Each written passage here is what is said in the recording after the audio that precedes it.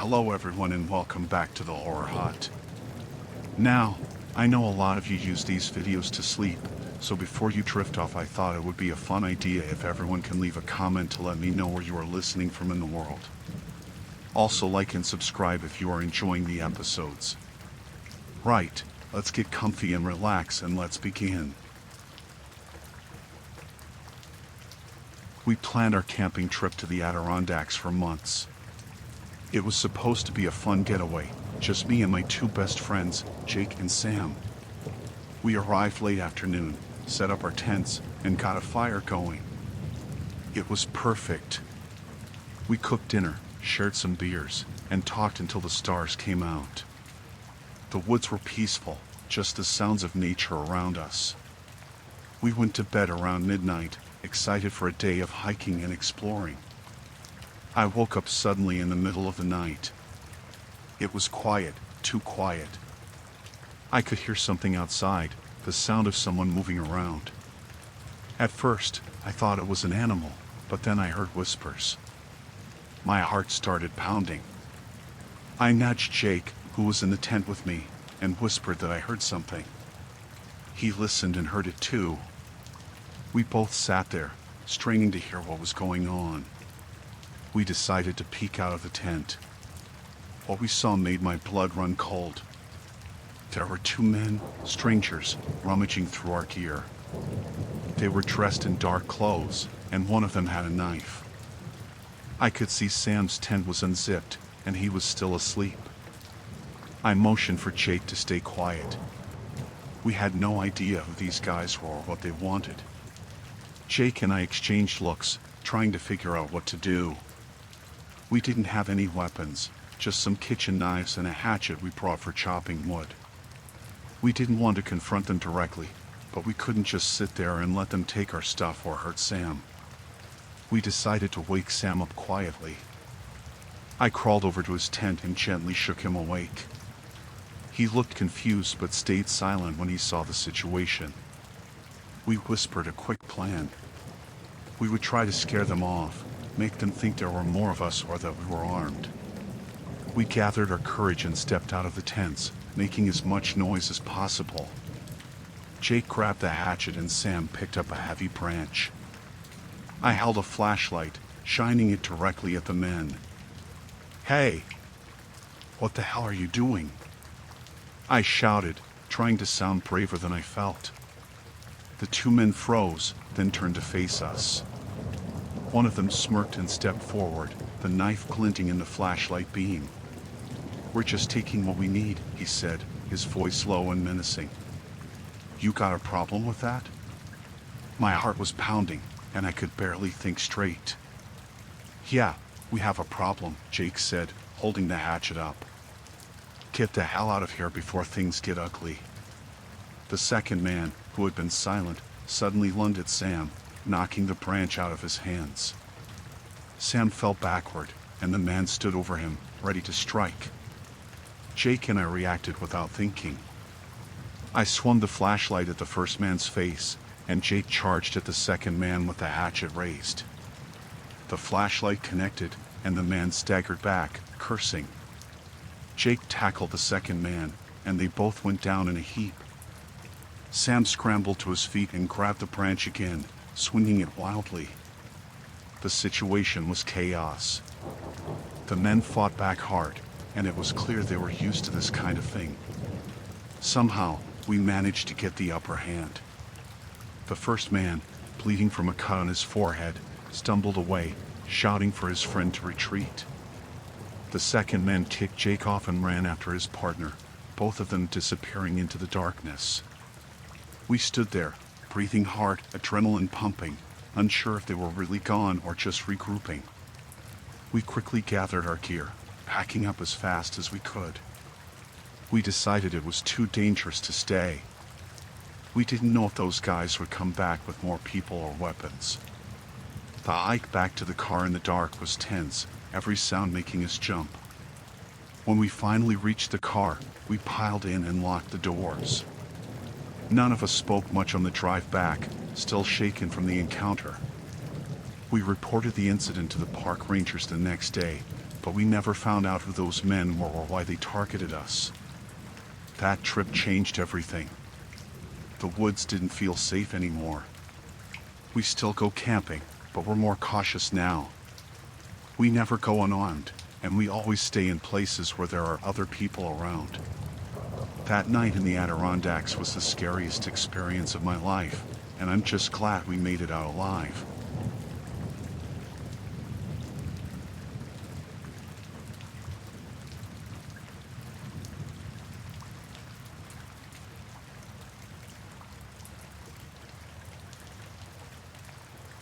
I had always loved hiking alone in the Rockies.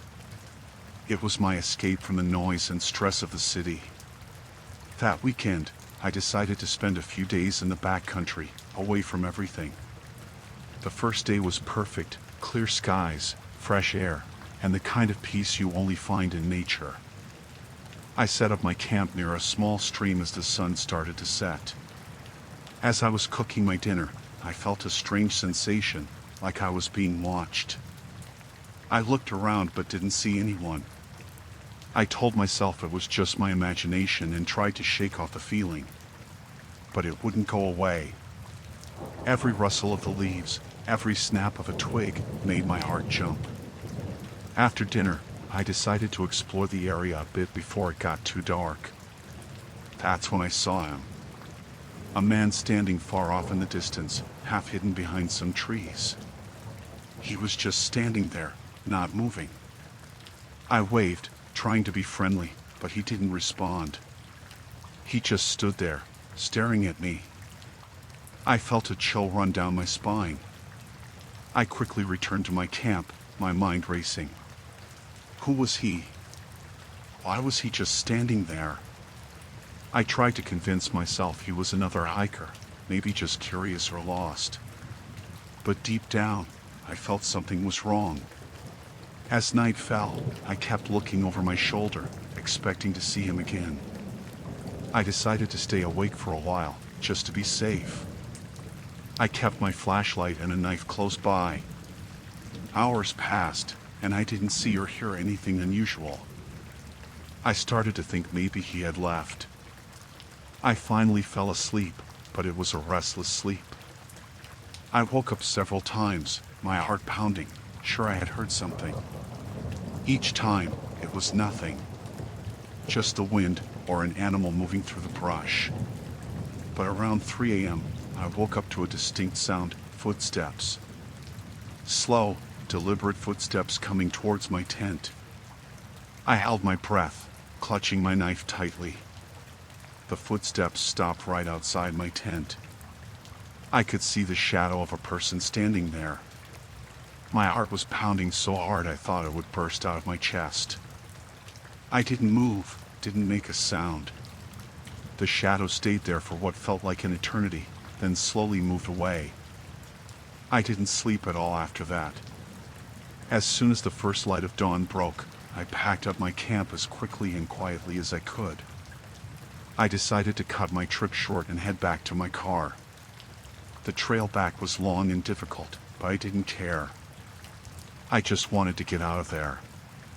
As I hiked, I kept looking back, half expecting to see him following me. At first, there was nothing. Just the trees and the silence of the forest. But after about an hour, I saw him again. Far off, but closer than before. He was following me, keeping his distance but always there. Panic set in. I quickened my pace, almost running at times, but the trail was rough, and I had to be careful not to twist an ankle or fall. Every time I looked back, he was there. Closer each time. I started to think about what I would do if he caught up to me. The trailhead was still miles away, and I was getting tired. My mind was racing with fear and adrenaline. I needed a plan. I remembered a fork in the trail up ahead. One path was longer but easier, the other shorter but steeper. I decided to take the steep path, hoping it would slow him down or make him give up. When I reached the fork, I took the steep path and practically ran down the trail. It was risky, One wrong step and I could seriously hurt myself. But I didn't have a choice. I kept going, my legs burning, lungs on fire. I didn't dare look back. I just focused on putting as much distance between us as possible. Finally, I reached the bottom of the trail, where it leveled out. I looked back and saw nothing. No sign of him. I allowed myself to breathe a little easier, but I didn't stop. I kept moving, determined to get to my car. When I finally reached the trailhead, I was exhausted but relieved. I didn't see anyone around. My car was the only one in the parking lot. I quickly got in, locked the doors, and started the engine. As I drove away, I kept checking the rearview mirror, expecting to see him standing there, watching me leave. But there was no one. I didn't stop driving until I was far away from the mountains, back in the safety of the city. It's been weeks since that hike, and I still think about it every day. I don't know who he was or what he wanted, but I'm thankful I got away.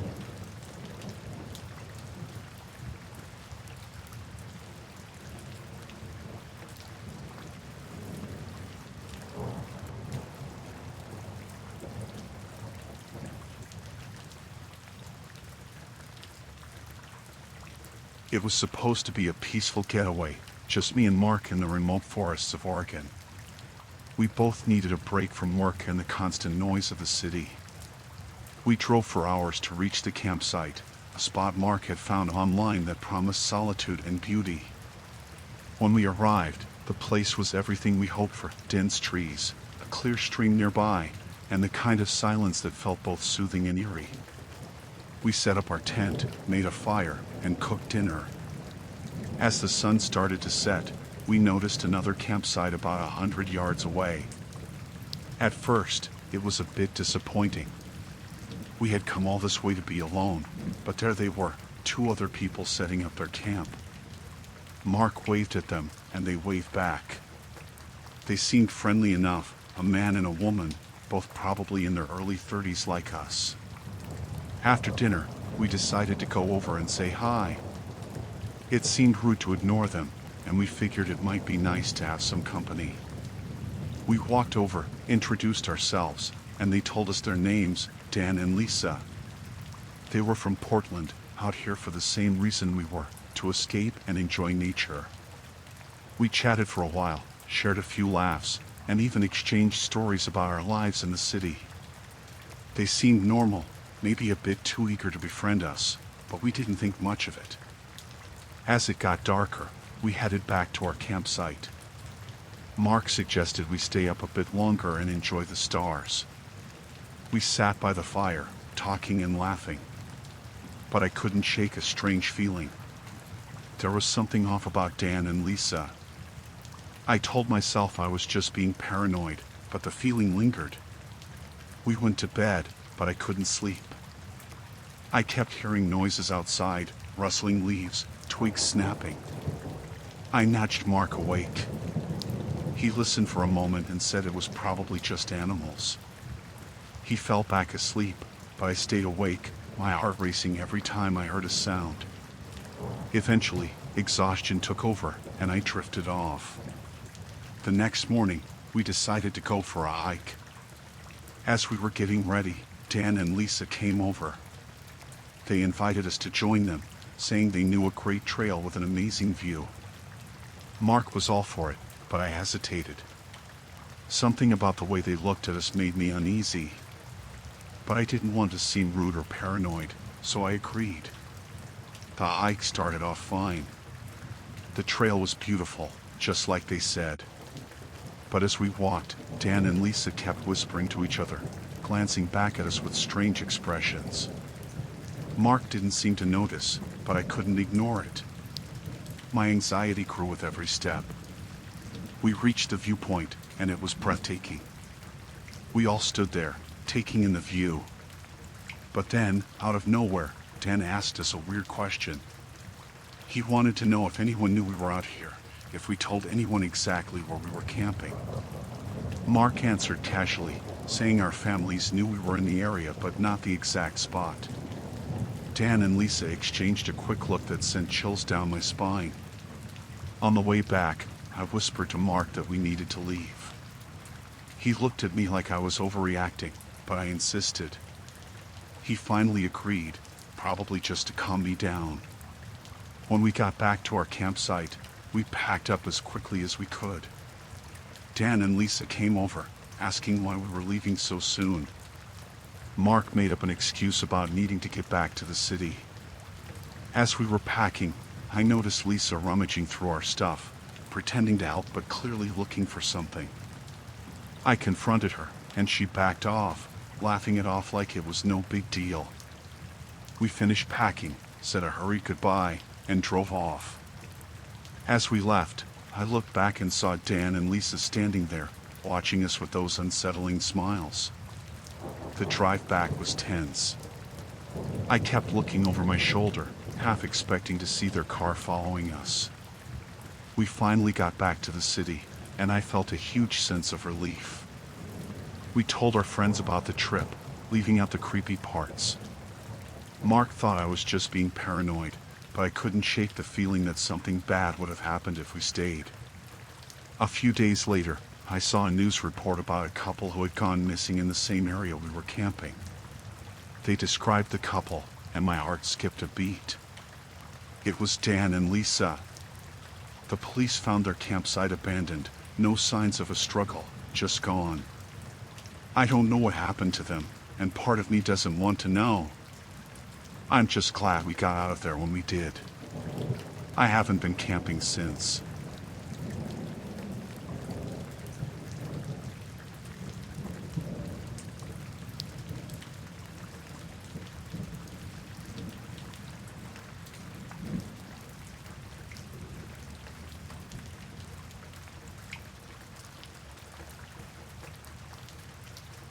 It was supposed to be a relaxing weekend. I had taken a small boat to one of the tiny, uninhabited islands off the coast of Maine. I had planned to fish, read, and just enjoy the solitude. The island was perfect, isolated, with a small beach and a dense forest in the middle. I set up my tent near the beach, got a fire going, and spent the day fishing and exploring. By late afternoon, the weather had turned. Dark clouds gathered, and the wind picked up. I decided to call it a day and headed back to my camp. As I was securing my gear, I noticed a boat approaching the island. It seemed odd because this island was pretty far from the Maine coastline, and I hadn't seen any other boats all day. 3 men got off the boat. They waved and walked over. They were dressed like fishermen, with weathered faces and rough clothes. They introduced themselves, Tom, Bill, and Eddie, and said they were out fishing and had seen my campfire. They asked if they could join me for a bit to wait out the weather. It seemed harmless enough, so I agreed. We sat around the fire, and they shared some of their catch. They seemed friendly at first, asking about my trip and what I did for a living. But as the evening wore on, their questions became more personal, and their demeanor started to change. They asked why I was out here alone, if anyone knew I was here, if I had a family waiting for me back home. Tom, the apparent leader, began talking about the island in a way that made me uncomfortable. He mentioned how easy it would be for someone to disappear out here, how nobody would hear a scream over the wind and waves. His tone was light, almost joking, but there was an edge to it that set off alarm bells in my head. I tried to steer the conversation back to safer topics, but it was clear something was off. Bill and Eddie kept glancing at each other, then at me. The atmosphere grew tense, and I could feel the hairs on the back of my neck standing up. I decided it was time to end the evening. I thanked them for their company and suggested they head back to their boat before the storm hit. Tom laughed, a harsh, mocking sound, and said they weren't in a hurry. He stood up, towering over me, and said they had nowhere else to be tonight. His eyes were cold, and his smile didn't reach them. Bill and Eddie stood up too, flanking him, their expressions unreadable but menacing. My heart pounded in my chest. I knew I was in trouble. I tried to stay calm and told them I was tired and needed to get some sleep. Tom shook his head, still smiling that cold smile, and said they weren't done talking. He took a step closer, and I instinctively backed up, feeling the heat of the fire on my legs. Then, without warning, Eddie lunged at me. I dodged and ran toward the tent, but Bill grabbed my arm, twisting it painfully. I struggled, kicked, and managed to break free. I sprinted into the forest, my only thought to get away, to hide. The wind howled through the trees, and rain started to pour down, turning the ground to mud. I could hear them crashing through the underbrush behind me, shouting angrily. I ran blindly, branches whipping my face, roots tripping me. My foot caught on something, and I went down hard, tasting dirt and blood. I scrambled up, heart pounding, lungs burning, and kept running. I found a small hollow under an old tree and squeezed myself into it, trying to make as little noise as possible. I could hear them nearby, their voices raised, cursing and calling for me. I held my breath, willing myself to be invisible. The minutes dragged by, each one an eternity. The rain pounded down, masking some of the noise but not enough to drown out their voices. Eventually, their voices faded, and I dared to breathe again. I waited, shivering and soaked to the bone, until I was sure they were gone. Slowly, I crawled out and made my way back to the camp, staying low and quiet. The fire had died down, and the camp was empty. Their boat was still there, but there was no sign of the men. I grabbed my pack and slipped down to the beach, heading for the boat. If I could get to the mainland, I could find help. I pushed the boat into the water and climbed in, my hands shaking so badly I could barely hold the oars. I rowed with all my strength, the muscles in my arms burning, my mind filled with the fear that they would hear me, that they would come back and finish what they started. The storm made the crossing treacherous, but I didn't care. I kept rowing until I could see the lights of the mainland. I stumbled onto the shore, exhausted and terrified, and found a small diner still open. I called the police, and they came quickly, taking my statement and searching the island. They found the campsite, but the men were gone, leaving no trace behind. I never found out who they were or what they really wanted. The police said I was lucky to be alive, and I knew they were right. I haven't been back to that island or any other since.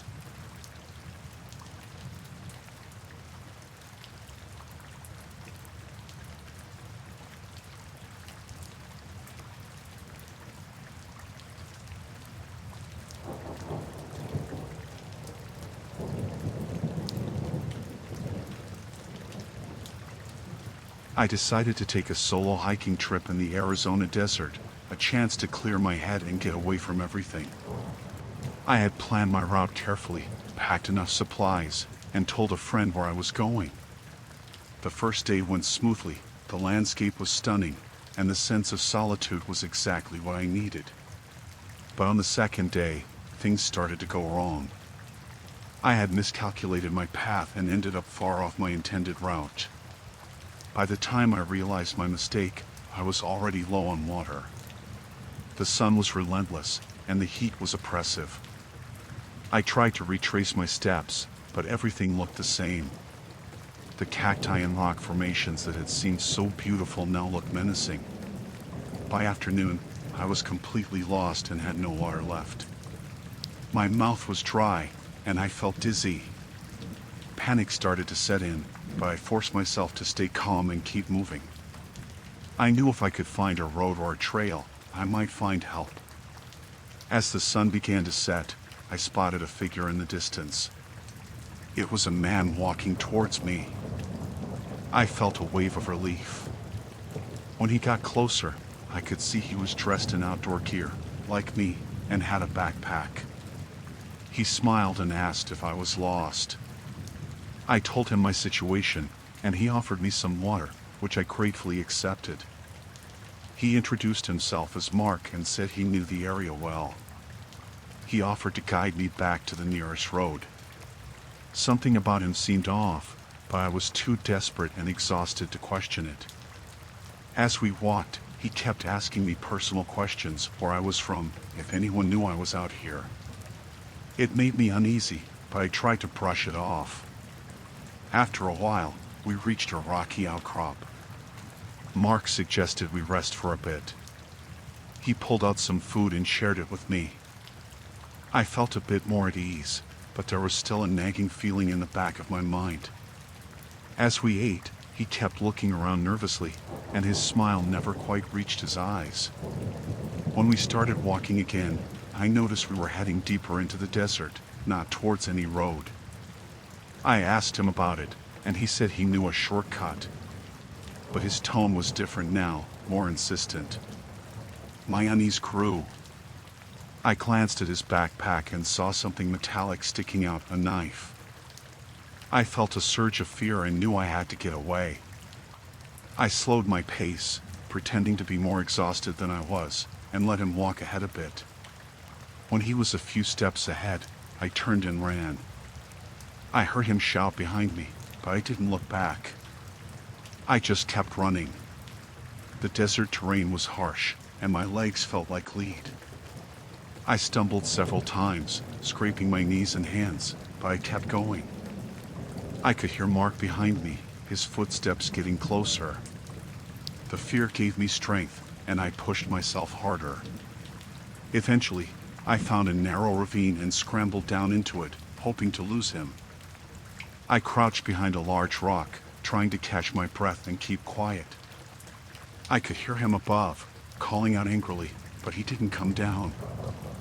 I stayed hidden, listening to his footsteps fade away. When I was sure he was gone, I climbed out and kept moving.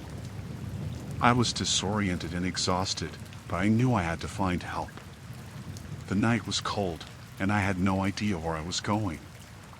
The fear of Mark finding me kept me moving. Hours later, I stumbled onto a dirt road.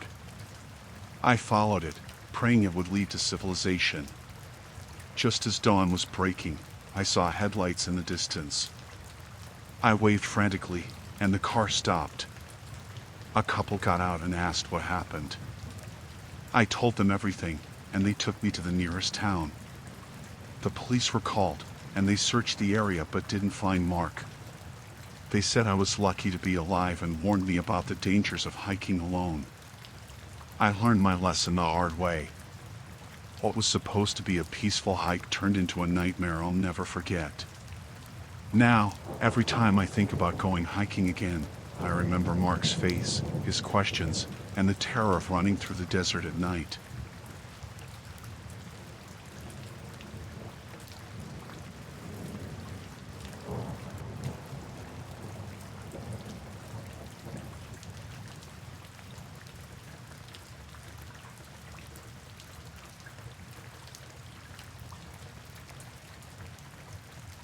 I decided to go camping alone near an abandoned cabin in the Sierra Nevada.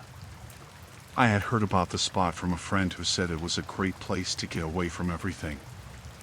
I packed my gear, left a note for my brother, and set out. The drive up was beautiful, the mountains rising up around me, the air getting cooler as I climbed higher.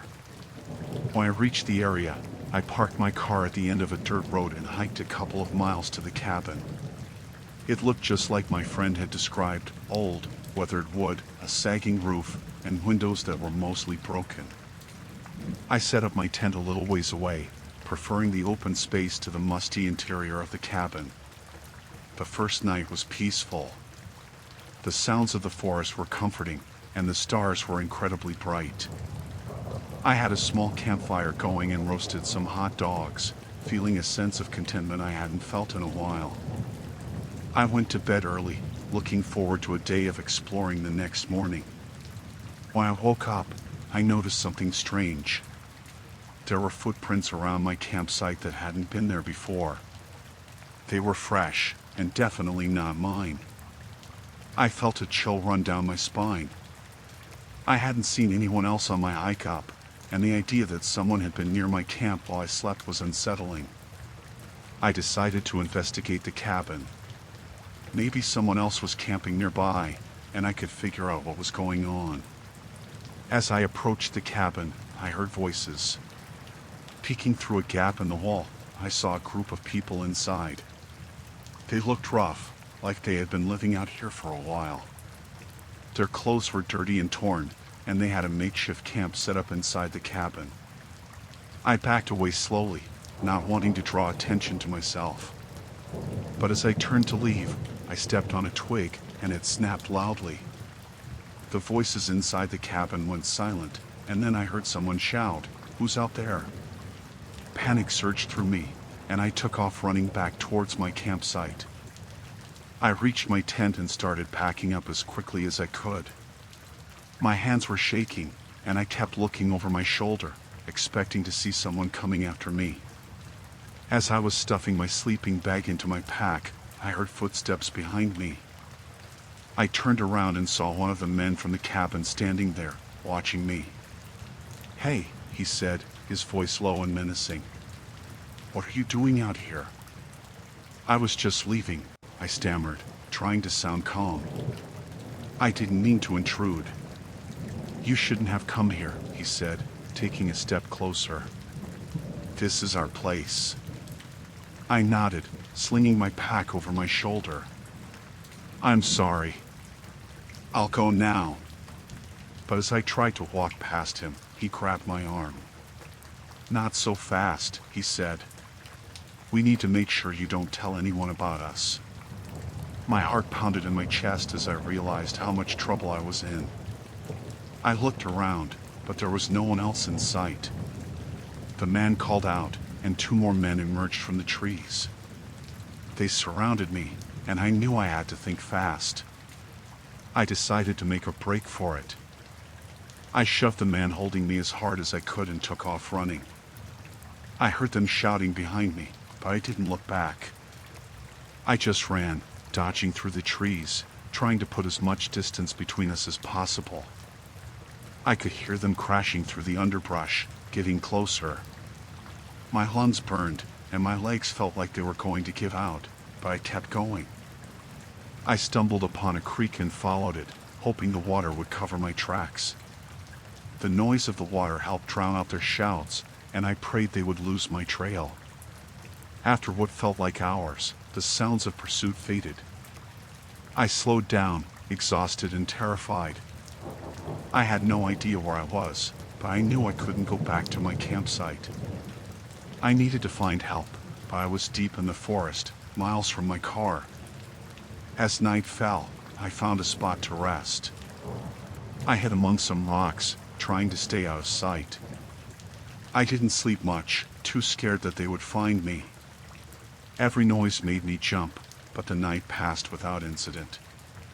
In the morning, I started moving again, keeping an eye out for any signs of the men. My legs were sore, and I was dehydrated, but I pushed on. Eventually, I found a trail that led me back towards the road where I had parked my car. When I finally saw my car in the distance, I almost cried with relief. I ran the last stretch, jumped in, and locked the doors. My hands were shaking so badly it took me a few tries to get the key in the ignition. I drove back to the nearest town as fast as I could and went straight to the police. I told them everything, but when they went to check the cabin, it was empty. The men were gone, leaving no trace behind. The police said it was likely a group of squatters, and they would keep an eye out, but I knew they were long gone. I still think about that trip often. The sense of vulnerability, the fear, and the realization that I was completely alone out there. It was supposed to be a peaceful escape, but it turned into a nightmare. Now, whenever I go camping, I make sure I'm never alone.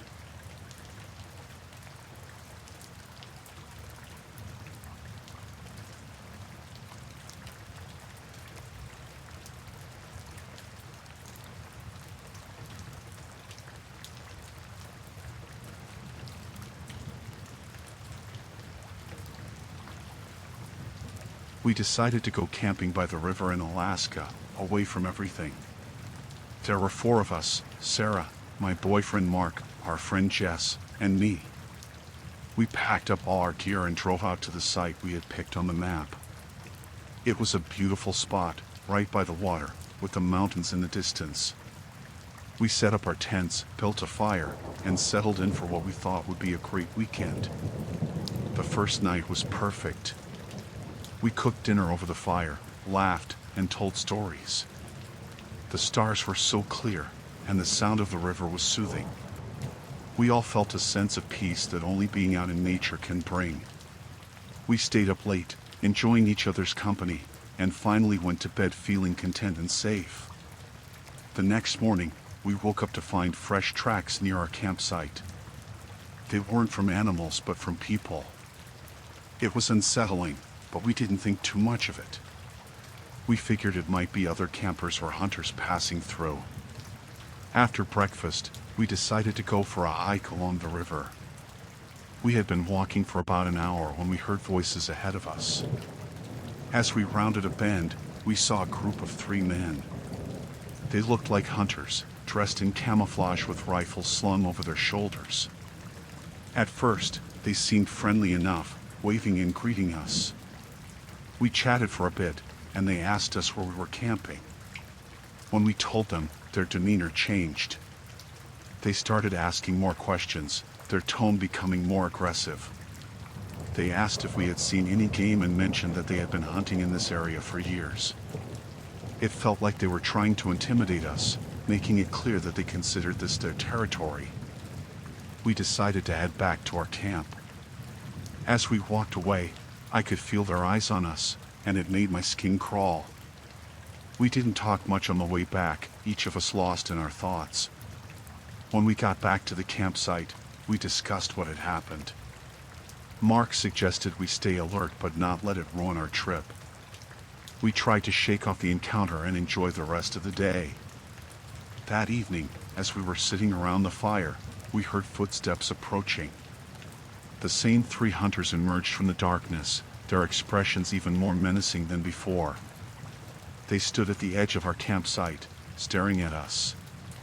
One of them spoke up, saying we needed to leave, that this was their hunting ground. Mark tried to reason with them, explaining that we were just camping for the weekend and would be gone soon. But they wouldn't listen. They kept insisting that we pack up and leave immediately. The tension was palpable, and I could feel my heart pounding in my chest. Jess, trying to defuse the situation, offered them some food and coffee. They reluctantly accepted and sat down by the fire, but their presence was unsettling. They ate in silence, watching us with cold, calculating eyes. After what felt like an eternity, they got up and left without a word. We stayed up late that night, too scared to sleep. We took turns keeping watch, jumping at every little sound. The forest, which had seemed so welcoming before, now felt ominous and threatening. I kept replaying the encounter in my mind, trying to figure out what we had done to provoke them. The next day, we decided it was best to leave. We started packing up our gear, constantly looking over our shoulders. Just as we were finishing, the hunters returned. This time, they didn't bother with pleasantries. They told us to leave and not come back, their voices low and dangerous. We hurried to load our gear into the car, but as we did, one of the hunters grabbed Jess's arm. Mark stepped in, telling him to let go, but the hunter just tightened his grip. I could see the fear in Jess's eyes, and my own panic rising. Mark managed to pull Jess free, and we all jumped into the car. As we drove away, the hunters stood watching us, their expressions angry and menacing.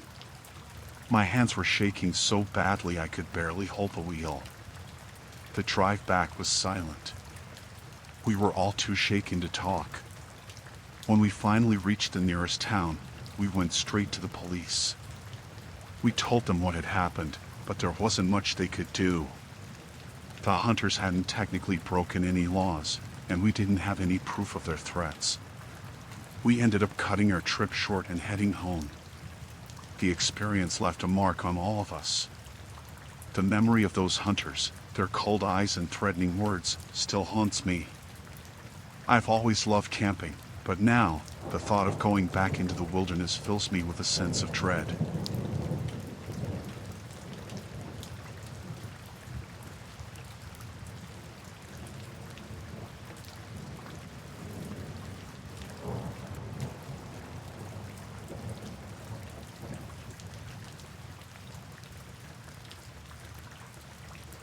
I decided to camp alone on a remote beach in Florida. I wanted to get away from everything for a few days, clear my head, and enjoy some peace. I brought my boat, some supplies, and set up camp right by the water. The first day was perfect. The weather was warm, and the sound of the waves was soothing. I spent the day fishing, swimming, and just relaxing. As the sun set, I made a fire and cooked the fish I caught. I felt at peace, away from the noise and stress of daily life. The night was clear, and the stars were bright. I stayed up for a while, just enjoying the quiet before heading to my tent to sleep. I woke up in the middle of the night to a strange sound. At first, I thought it was just the wind or an animal, but then I heard it again. It was a soft rustling, like someone walking on the sand. I unzipped my tent and peeked outside, but I couldn't see anything. The fire had died down to embers, and everything was dark. I listened for a while longer, but the sound stopped, so I went back to sleep. When I woke up in the morning, I felt uneasy. I got out of my tent and walked down to the water. My boat was gone. Panic hit me like a punch in the gut. I looked around and saw footprints all around my tent. They weren't mine. Someone had been here during the night. I tried to calm down and think. I was on a small island, miles from the mainland. Without my boat, I was stranded. I had enough food and water for a couple of days, but after that, I would be in trouble. I had to find a way to escape. I spent the day looking for any sign of my boat. I walked around the entire island, but there was no trace of it. The footprints led to the water and then disappeared. It was like whoever took it vanished into thin air. I felt a growing sense of dread. I was completely alone, and someone had intentionally left me here. That night, I built a larger fire, hoping it would deter anyone from coming near my camp. I didn't sleep much, jumping at every sound. The wind rustled the leaves, and the waves crashed on the shore, but every noise seemed amplified. My mind kept going back to the footprints and the missing boat. The next morning, I decided to explore the island more thoroughly. Maybe there was something I had missed. I found an old path leading into the trees and followed it. It led to a small clearing with an abandoned cabin. It looked like it had been there for years, falling apart and covered in vines. Inside the cabin, I found a few old tools and a dusty, moldy mattress. There was nothing that could help me. As I was about to leave, I noticed a small, carved symbol on the wall. It looked recent, and it sent a shiver down my spine. Someone had been here not long ago. I hurried back to my camp, feeling more paranoid than ever. I couldn't shake the feeling that I was being watched. That night, I didn't even bother trying to sleep. I sat by the fire, clutching a makeshift spear I had fashioned from a piece of driftwood. The hours dragged by, and every shadow seemed to move. Just before dawn, I heard the sound again. Footsteps, coming from the direction of the cabin. I stood up, heart pounding, and peered into the darkness. I could barely make out a figure moving toward me. They stopped at the edge of the firelight, just out of reach. "Who are you?" I called out, trying to keep my voice steady. The figure didn't answer. Instead, they took a step forward, into the light. It was a man, his face hidden in the shadows. He just stood there, staring at me. I tightened my grip on the spear, ready to defend myself. "What do you want?" I demanded. Still, no answer. The man just stood there, watching me. Then, without warning, he turned and walked away, disappearing into the darkness. I didn't follow. I was too scared to move. When the sun finally rose, I felt a small sense of relief. I needed to find a way off this island before the man came back. I decided to build a raft from the driftwood scattered along the beach. It took all day, but I managed to lash together enough pieces to make something that might float. As night fell, I dragged the raft to the water's edge. I didn't know if it would hold, but I had to try. I pushed it into the water and climbed on. It wobbled but stayed afloat. I used a piece of wood as a paddle and started making my way toward the mainland. The water was calm, but the journey was slow. Every splash of the paddle echoed in the silence, and I kept looking over my shoulder, expecting to see the man following me. Hours passed, and I began to lose hope. The mainland still seemed so far away. Just as I was about to give up, I saw lights on the horizon. I paddled with renewed energy, the lights growing brighter and closer. Eventually, I reached the shore, exhausted but alive. I stumbled onto the beach and collapsed, grateful to be off that island. I never found out who the man was or why he took my boat.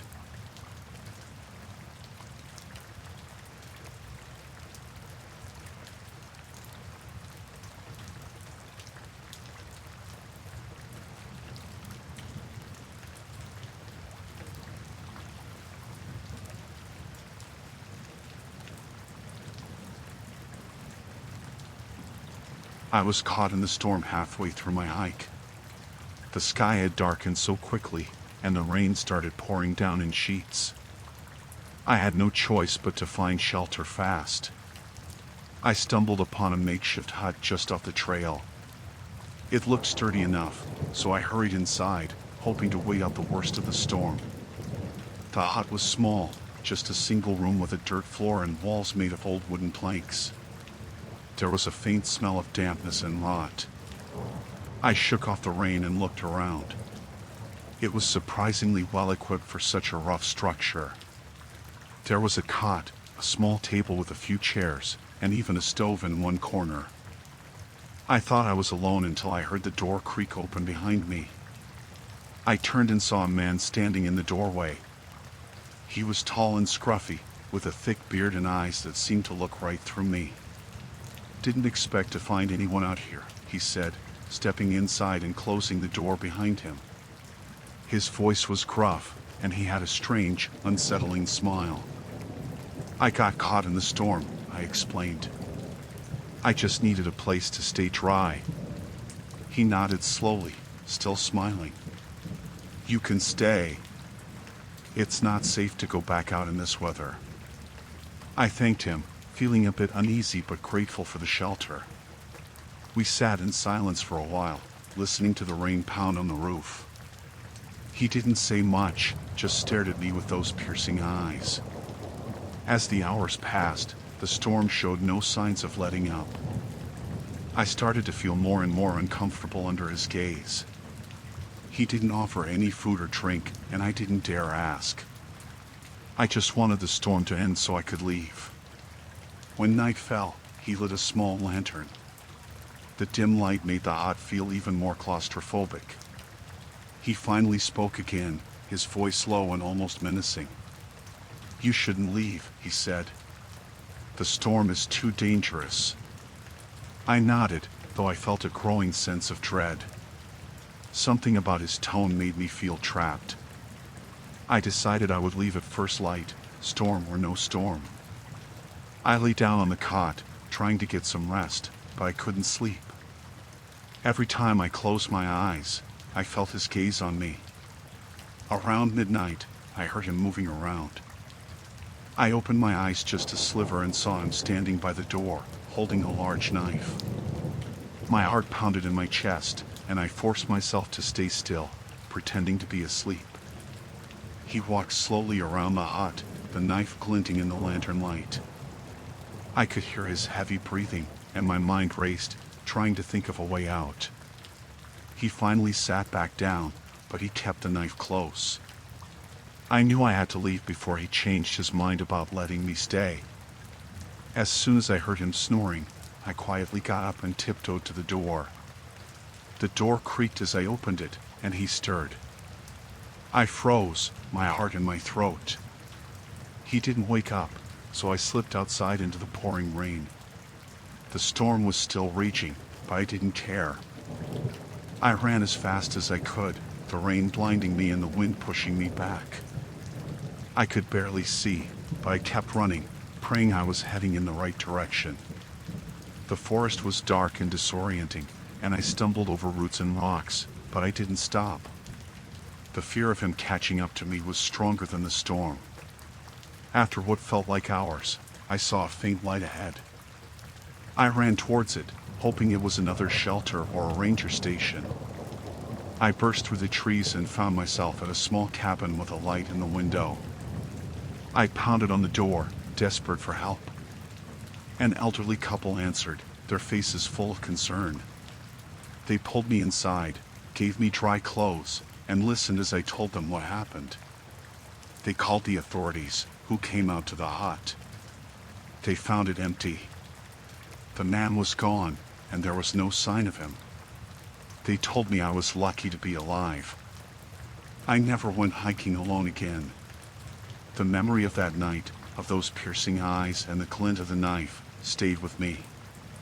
I learned to trust my instincts and to never take shelter for granted.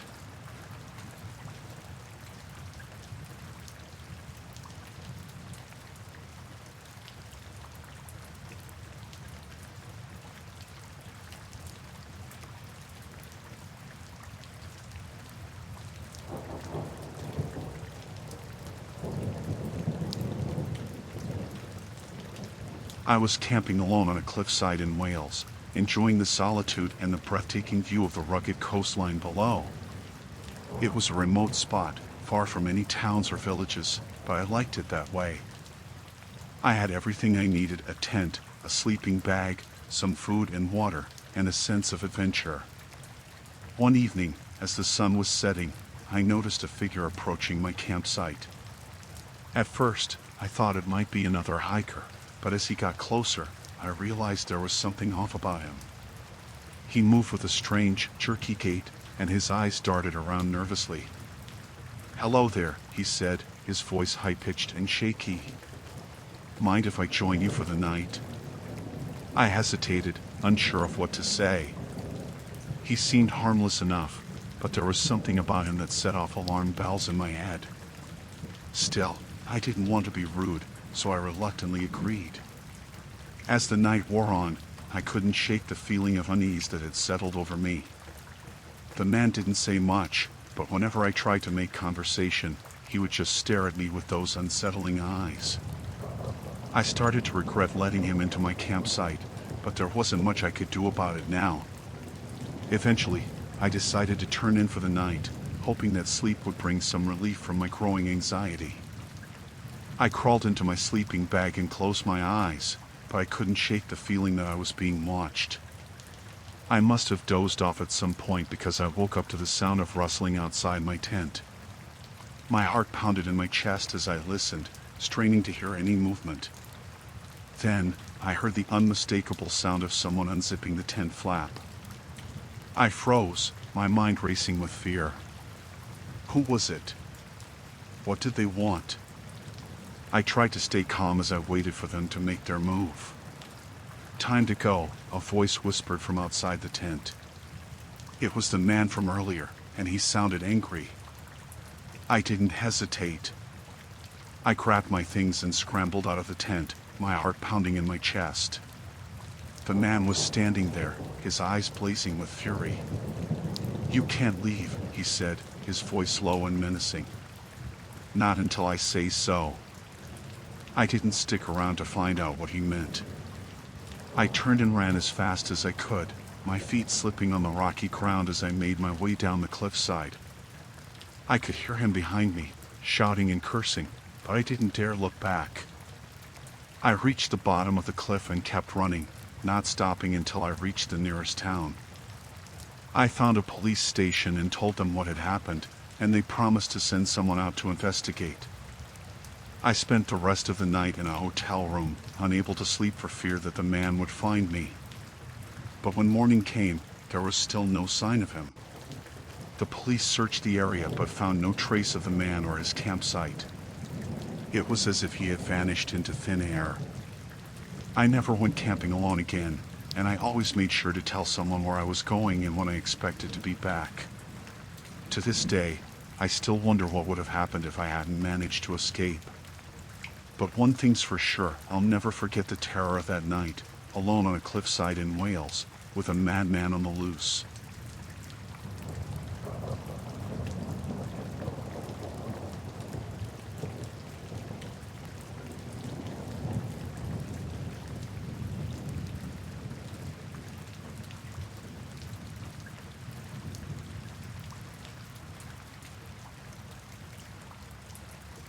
I was out camping in a national park, surrounded by towering trees and the sounds of nature.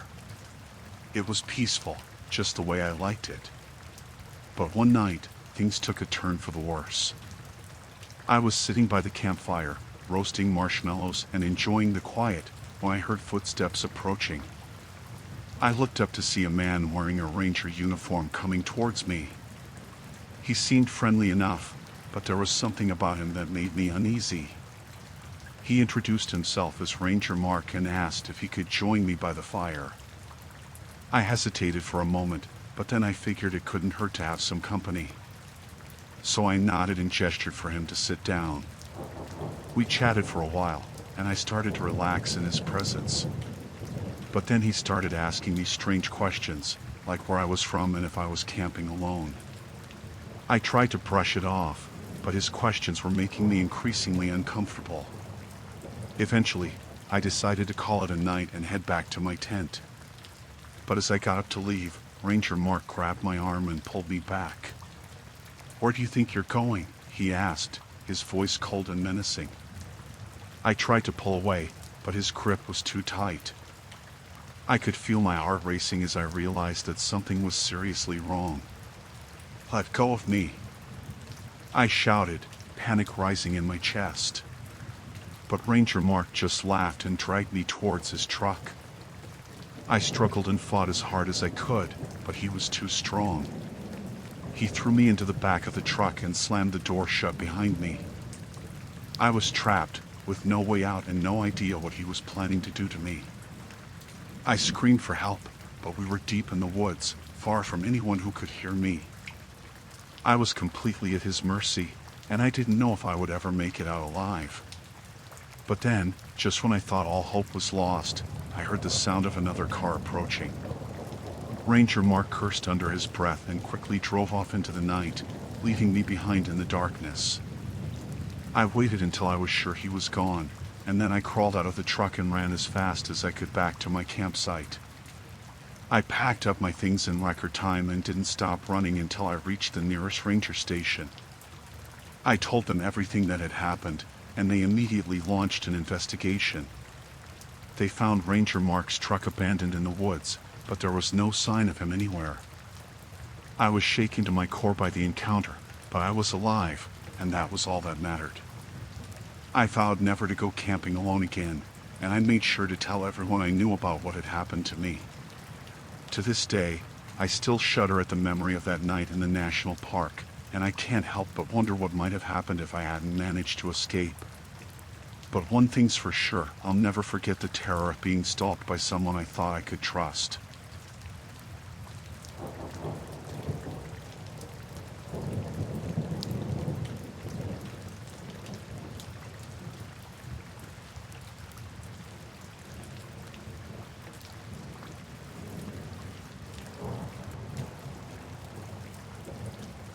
So, me and my girlfriend decided to go camping in the Smoky Mountains. We found this secluded spot, away from all the other campers, and set up our tent. It was supposed to be a romantic getaway, just the two of us, surrounded by nature. But things took a creepy turn pretty quickly. We were sitting by the fire, roasting marshmallows and enjoying the peace and quiet, when my girlfriend noticed something strange. She pointed up into the trees and said, "Hey, do you see that?" I looked where she was pointing and saw what looked like a small camera hidden among the branches. At first, I thought maybe it was just a trail camera or something, but then we started noticing more of them, scattered around our campsite. That's when it hit us, someone had been watching us the entire time we'd been here. We were freaked out, to say the least. We didn't know who was watching us or why, but we knew we needed to get out of there fast. We quickly packed up our things and hiked back to the car, constantly looking over our shoulders to make sure we weren't being followed. Once we were safely back in the car, we drove straight to the nearest ranger station and reported what we'd found. The rangers seemed concerned and promised to investigate, but they didn't seem to have any answers for us. We spent the rest of the weekend in a hotel, too scared to go back to the campsite. We couldn't shake the feeling of being watched, even when we were miles away from the mountains. To this day, we still don't know who was watching us or why. It's a mystery that haunts us both, and it's made us think twice about ever going camping again. It's one thing to be alone in the wilderness, but it's a whole other thing to know that someone's out there watching your every move.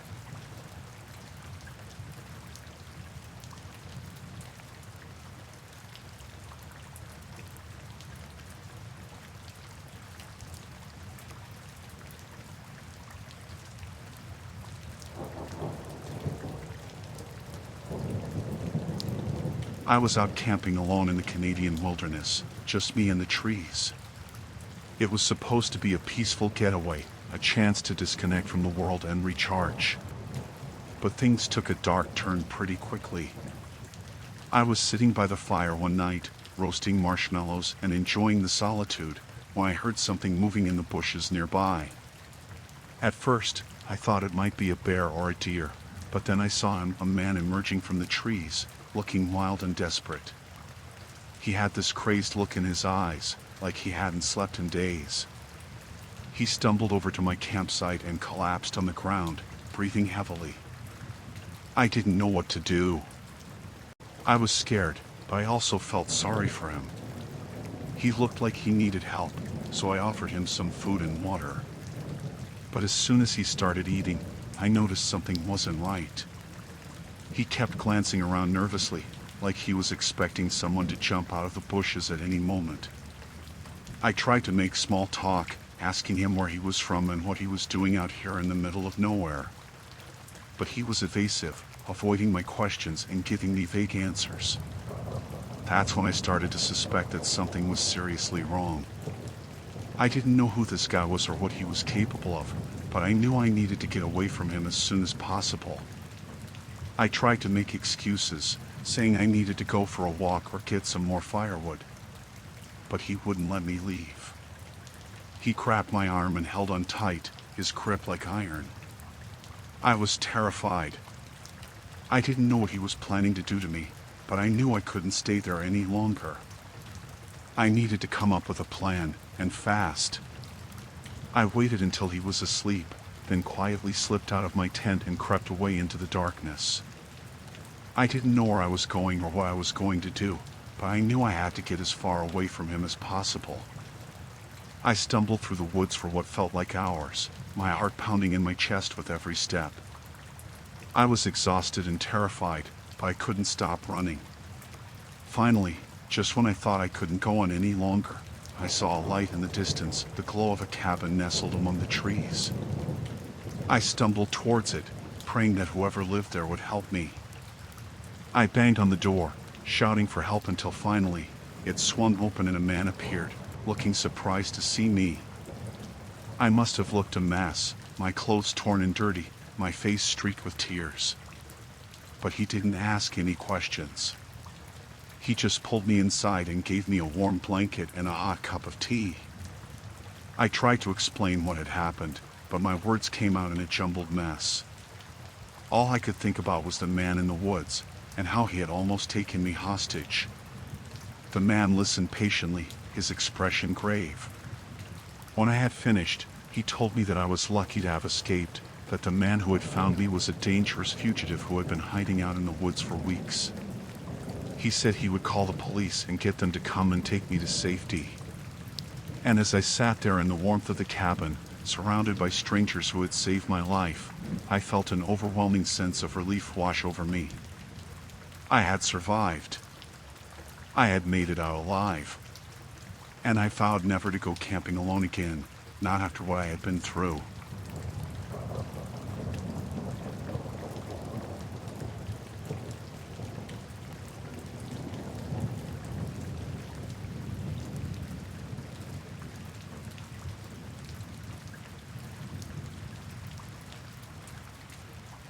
I was out camping with my friends in the Australian Outback, enjoying the vast wilderness and the freedom it offered. We had set up our tents in a remote area, far from civilization, where we could truly immerse ourselves in nature. One evening, as we were sitting around the campfire, we heard voices approaching from the distance. At first, we didn't think much of it. After all, it wasn't uncommon for other campers to pass through the area. But as the voices got closer, we realized that something wasn't right. The people approaching our campsite didn't sound like your typical campers. Their voices were low and gruff, and they were speaking in a language we couldn't understand. We exchanged nervous glances, unsure of what to do. Should we approach them and see what they wanted? Or should we stay hidden and hope they passed by without noticing us? Before we could make a decision, the strangers emerged from the trees and into the clearing where our campsite was located. There were 4 of them, rough-looking men with weather-beaten faces and suspicious eyes. They greeted us with forced smiles and introduced themselves as fellow campers who had lost their way in the wilderness. They seemed friendly enough, but there was something about them that put us on edge.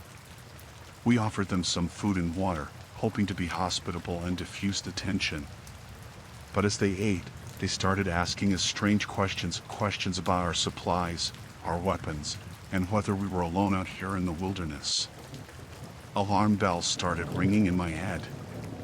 These guys weren't just lost campers, they were sizing us up, trying to figure out if we were an easy target. I exchanged worried glances with my friends, silently communicating our growing unease. We needed to get out of here, and fast, before things took a turn for the worse. But before we could make a move, one of the strangers stood up and pulled a knife from his belt. He grinned at us, his eyes glinting with malice, and said something in a language we didn't understand. That was all the confirmation we needed.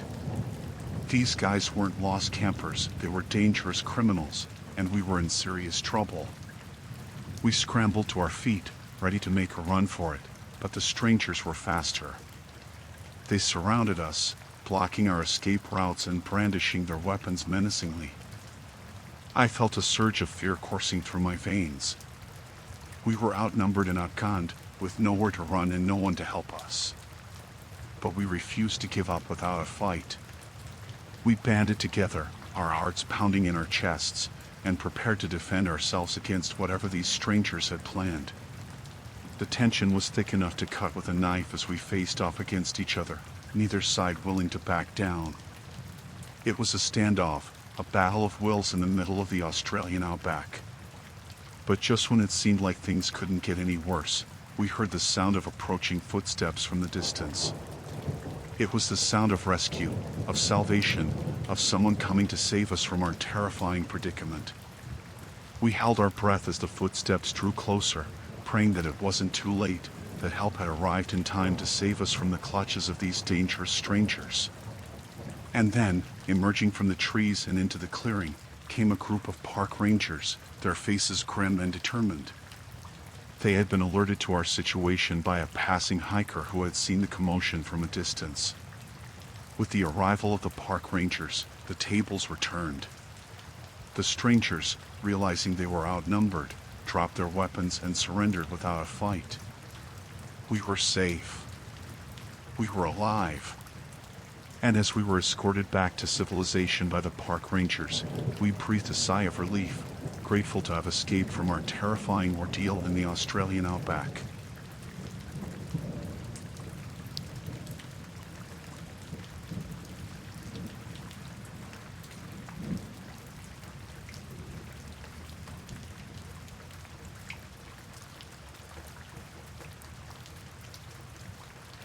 It was a bitterly cold night in the Rockies, and I was out camping with my friends, seeking adventure in the rugged wilderness. We had chosen a remote spot, far from the beaten path, where we could truly experience the beauty and solitude of nature.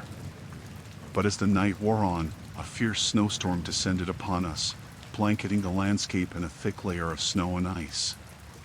We were snowbound, trapped in our tents with no way of knowing when the storm would let up and allow us to continue our journey.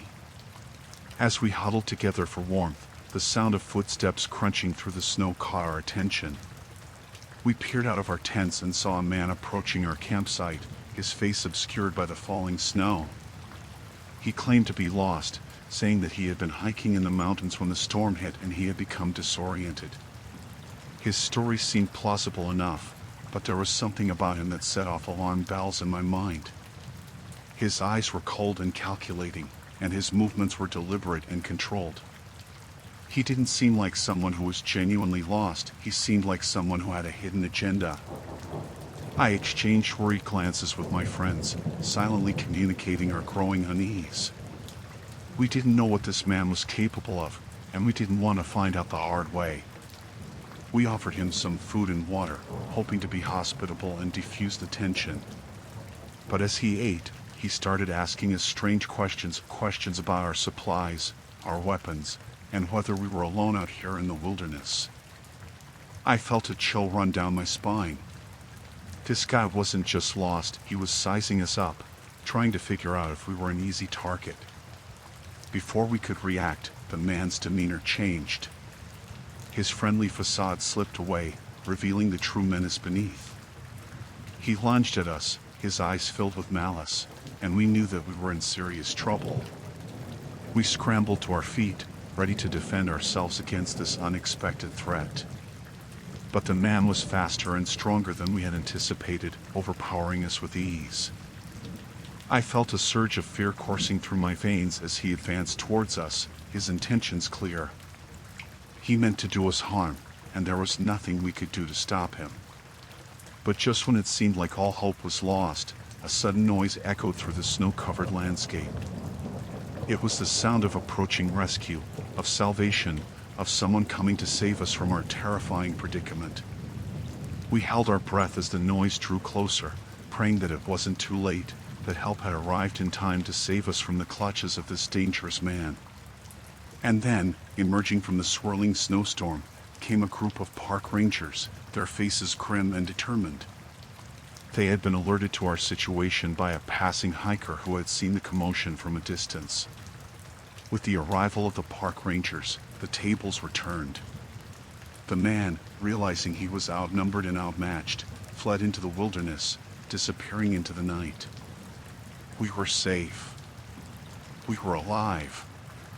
And as we were escorted back to civilization by the park rangers, we breathed a sigh of relief, grateful to have escaped from our terrifying ordeal in the Rockies.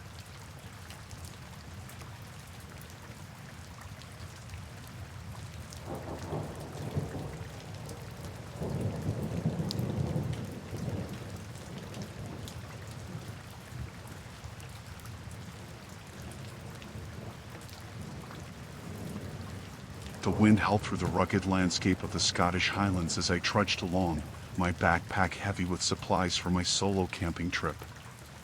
I had chosen a remote spot, far from civilization, where I could truly immerse myself in the beauty and solitude of nature.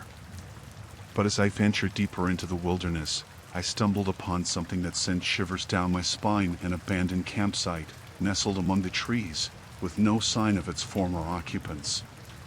Curiosity mingled with unease as I approached the site, my heart pounding in my chest. There were no footprints in the snow, no signs of struggle or distress, just an empty campfire ring and a tattered tent flapping in the wind. But as I looked closer, I saw something that made my blood run cold. Fresh bloodstains splattered across the ground, dark against the pristine white snow. My mind raced with terrifying possibilities. Had the previous campers been attacked by wild animals? Had they fallen victim to some other, more sinister fate? I scanned the surrounding area, my senses on high alert, but there was no sign of anyone else nearby. I was alone in the wilderness, with no one to turn to for help.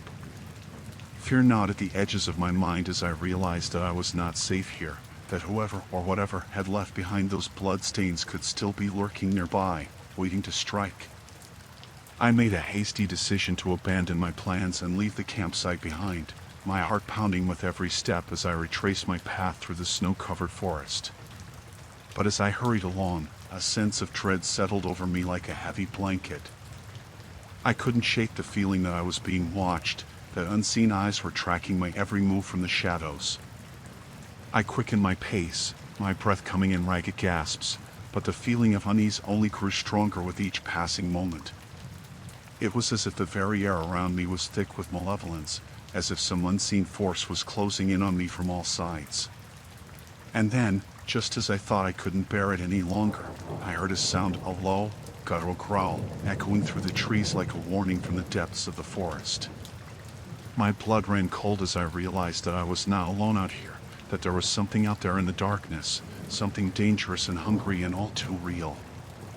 I broke into a run, my heart pounding in my chest as I sprinted through the snow, desperate to put as much distance between myself and whatever lurked in the shadows. But no matter how fast I ran, the growling persisted, growing louder and more menacing with each passing moment. It was as if the very earth itself was alive with the sound of impending doom. I stumbled and fell, the icy ground biting into my hands and knees as I struggled to regain my footing. But as I looked up, I saw something that made my blood run cold, a pair of glowing eyes, shining like twin beacons in the darkness, fixed on me with unblinking intensity. I froze, my mind racing with fear and uncertainty, as the creature emerged from the shadows, a massive wolf, its fur bristling with menace as it advanced towards me with slow, deliberate steps. I scrambled to my feet, my heart pounding in my chest as I backed away from the creature, but it was no use. I was trapped, alone and defenseless in the wilderness, with nowhere to run and no one to help me. But just as the wolf lunged at me, teeth bared and claws extended, I heard another sound, the distant rumble of an approaching vehicle, growing louder and louder with each passing moment. I held my breath as the headlights pierced the darkness, illuminating the forest with their brilliant glare. And then, just as suddenly as it had appeared, the wolf turned and fled into the night, disappearing into the shadows like a wraith. I collapsed to the ground, my heart pounding in my chest as I realized that I had been saved by the timely arrival of a passing car, whose occupants had come to my rescue just in the nick of time.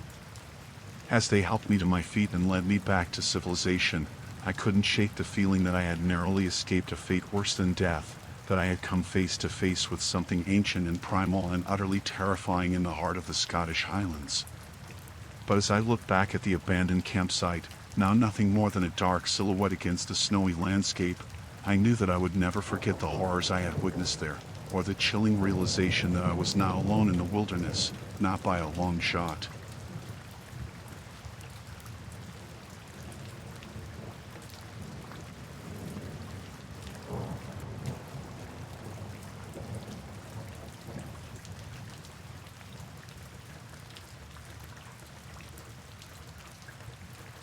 The sun was setting over the vast expanse of the African bush as my brother and I set up camp for the night, the sounds of the wilderness echoing all around us. We had ventured deep into the heart of the bush, far from civilization, seeking adventure and the chance to connect with nature. But as darkness fell and the stars began to twinkle overhead, a sense of unease settled over us like a heavy blanket. The bush was alive with the sounds of nocturnal creatures, their calls and cries echoing through the night, but there was something else out there, something darker and more sinister lurking in the shadows. We huddled around the campfire, our senses on high alert, as we listened to the sounds of the night. But as the hours passed and the darkness deepened, a new sound reached our ears, the distant crackle of gunfire, echoing through the stillness like a warning from the depths of the wilderness.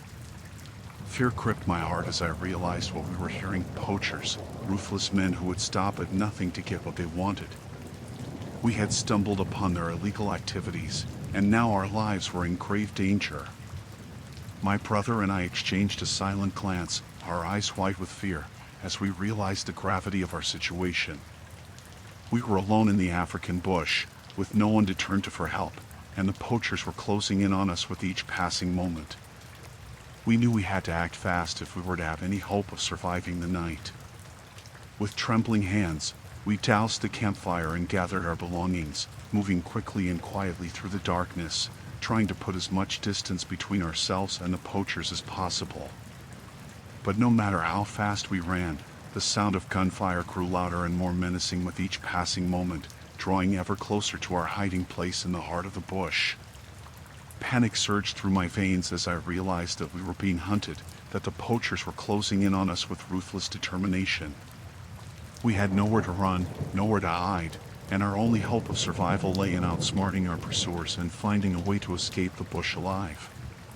We pressed on through the night, our hearts pounding in our chests as we navigated the treacherous terrain, our senses on high alert for any sign of danger. But as dawn broke over the horizon and the first light of morning pierced the darkness, we knew that we were running out of time. Exhausted and on the brink of collapse, we stumbled upon a small clearing in the bush, our breath coming in ragged gasps as we collapsed to the ground, our bodies battered and bruised from our harrowing ordeal. But as we lay there, gasping for breath and praying for deliverance, a miracle occurred to the sound of approaching voices, shouting and calling out to us in the distance. Relief flooded through me as I realized that we were saved by the timely arrival of a group of park rangers who had come to our rescue just in the nick of time. They led us to safety, their faces grim with determination as they explained the gravity of the situation. The poachers had been apprehended, their illegal activities brought to an end, and we were safe once more. As we emerged from the bush, blinking in the bright light of day, I couldn't help but feel a sense of profound gratitude for the park rangers who had saved our lives, and a newfound respect for the untamed wilderness of the African bush.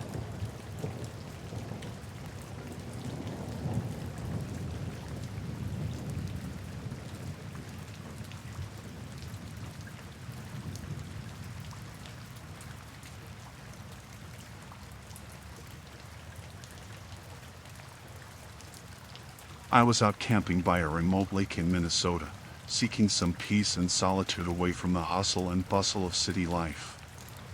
The sun was setting, casting a golden hue across the water, and I had just finished setting up my tent for the night when I heard footsteps approaching.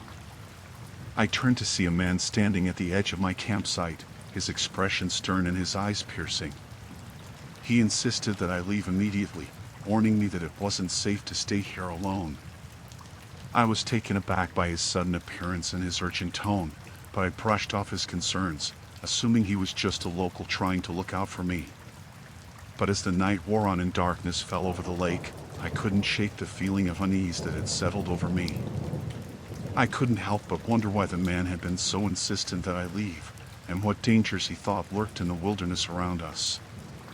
I tried to put his warnings out of my mind and focus on enjoying my camping trip, but as I lay in my tent listening to the sounds of the night, a sense of foreboding crept over me like a cold shadow.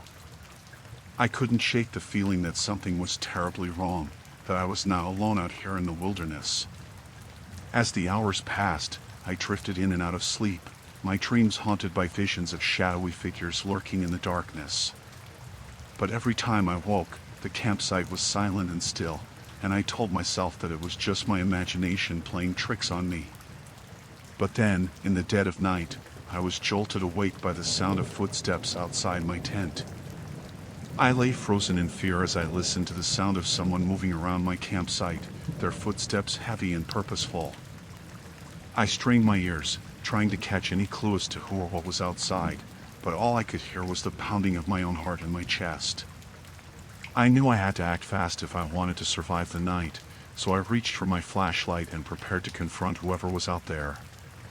But as I unzipped the tent and stepped outside, I was met with a sight that chilled me to the bone. The man from earlier was standing just a few feet away, his eyes gleaming with malice as he advanced towards me.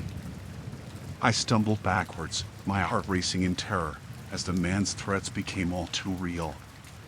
He brandished a knife in his hand, his movements quick and precise, and I knew that I was in grave danger. I tried to reason with him, to plead for my life, but he was beyond reason, consumed by a rage that seemed to emanate from the very depths of his soul. He lunged at me with the knife, his eyes wild with fury, and I knew that I had to fight for my life. I dodged his blows as best as I could, my mind racing with fear and adrenaline, but it was clear that he was much stronger and more experienced than I was. I knew that I was no match for him in a physical fight, so I did the only thing I could think of. I ran.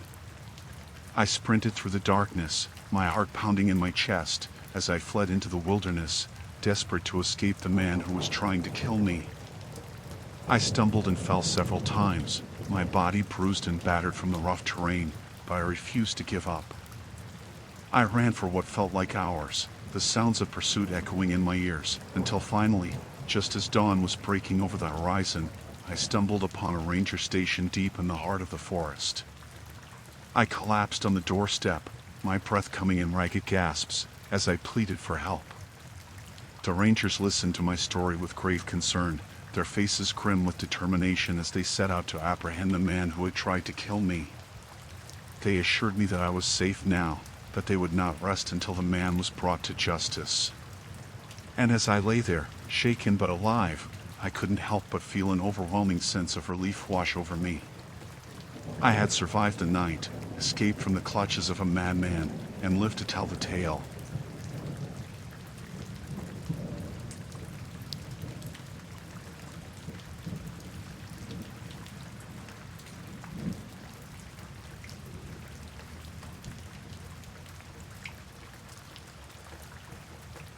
I was out camping in a canyon in Utah, surrounded by towering red cliffs and the whisper of the wind through the desert brush. It was supposed to be a peaceful getaway, a chance to reconnect with nature and escape the stresses of everyday life. But as night fell and the shadows grew long, I couldn't shake the feeling that something was terribly wrong. I had just finished setting up my tent for the night when I heard footsteps approaching from the darkness. I turned to see a man standing at the edge of my campsite, his features obscured by the shadows. He introduced himself as a geologist, claiming to be studying the rock formations in the area. At first, I was relieved to see another person out here in the wilderness, but as the conversation wore on, I couldn't shake the feeling that something about the man was off. There was a strange glint in his eye, a predatory edge to his smile that set my nerves on edge. I tried to brush off my unease and engage in polite conversation, but with each passing moment, the man's demeanor grew more unsettling. He began asking invasive questions about where I was from, how long I planned to stay, and whether I was camping alone. I tried to deflect his questions as best I could, but it was clear that he wasn't going to take no for an answer. He kept edging closer and closer, his eyes never leaving mine, until finally, I could feel the hair on the back of my neck stand on end. I knew I had to get out of there, to escape from the man's sinister presence before it was too late. But as I made to stand up and leave, he stepped forward and grabbed my arm with an iron grip, his fingers digging into my skin like talons. I tried to pull away, to break free from his grasp, but he was much stronger than I was. He dragged me towards him, his face contorted with rage, as he spat out a string of vile insults and threats. I struggled and fought as best I could, but it was no use. The man had me pinned against the ground, his hands closing around my throat like a vice. I gasped for breath, my vision swimming with spots, as I realized with horror that I was trapped. But just when I thought all hope was lost, I heard the sound of approaching footsteps and voices. The man froze, his eyes widening in fear, as a group of hikers emerged from the darkness, their flashlights cutting through the night like beacons of hope. They rushed to my aid, pulling the man off of me and restraining him until the authorities could arrive. I lay there gasping for breath, my heart pounding in my chest, as I realized just how close I had come to death. As the adrenaline began to fade, I felt a wave of relief wash over me. I was safe now, rescued from the clutches of a madman by the kindness of strangers. But even as I lay there surrounded by my saviors, I couldn't shake the feeling that the man's sinister presence would haunt me for the rest of my days.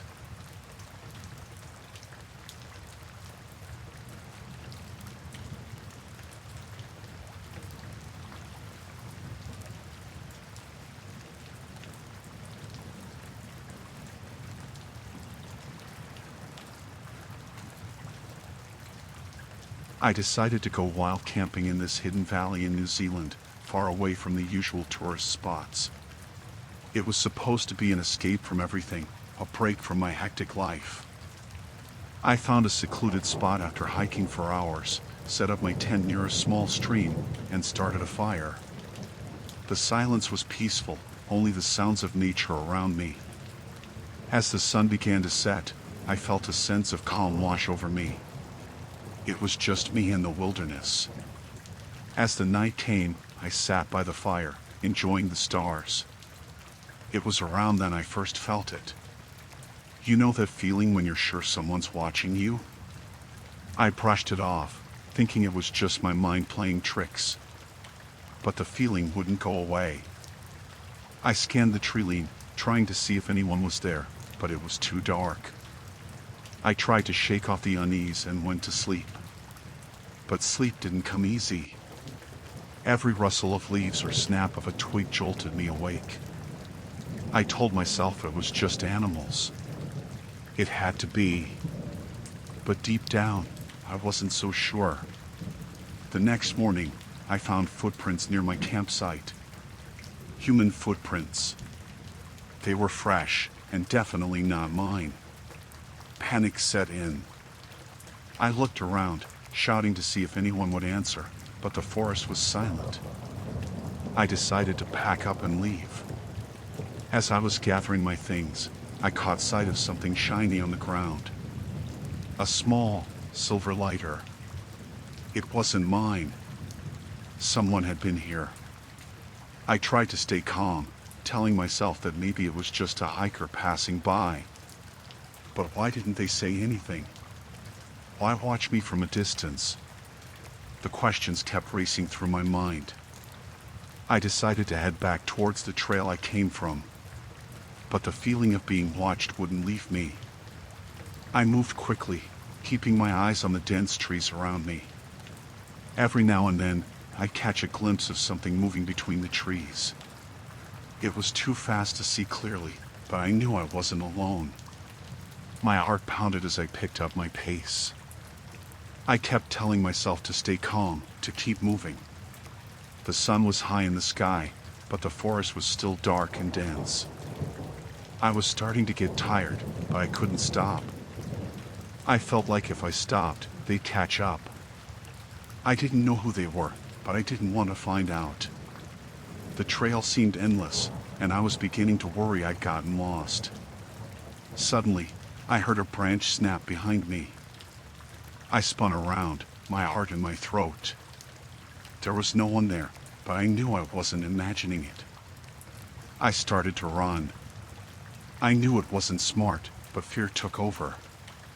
My breathing was heavy, and I could hear footsteps behind me. They were getting closer. I stumbled, almost falling, but I managed to keep going.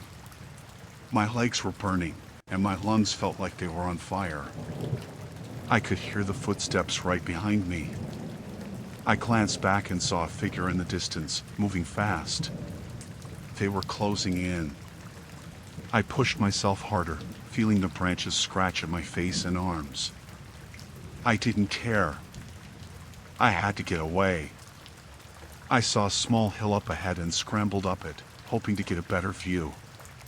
From the top, I could see a small clearing not too far away. It looked like a campsite. Maybe there would be someone there who could help me. I made my way down the hill as fast as I could, my legs shaking with exhaustion. I reached the clearing and saw an old, abandoned cabin. It wasn't much, but it was shelter.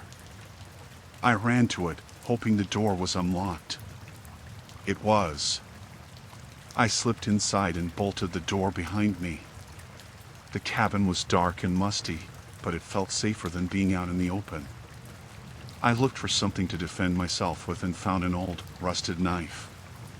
It wasn't much, but it was better than nothing. I crouched by the window, trying to catch my breath and listen. I heard footsteps outside, slow and deliberate. They were looking for me. I held my breath, gripping the knife tightly. The footsteps came closer, then stopped right outside the door. I could hear my heart pounding in my ears. The doorknob rattled, and I thought it was over. But then, the footsteps started again, moving away. I stayed hidden for what felt like hours, afraid to move. Finally, I decided to risk it. I had to get out of there before they came back. I peeked out the window and didn't see anyone. Slowly, I opened the door and slipped out, keeping low. I moved through the trees, trying to be as quiet as possible. My senses were on high alert, every sound making me jump. I didn't know where I was going, but I had to keep moving.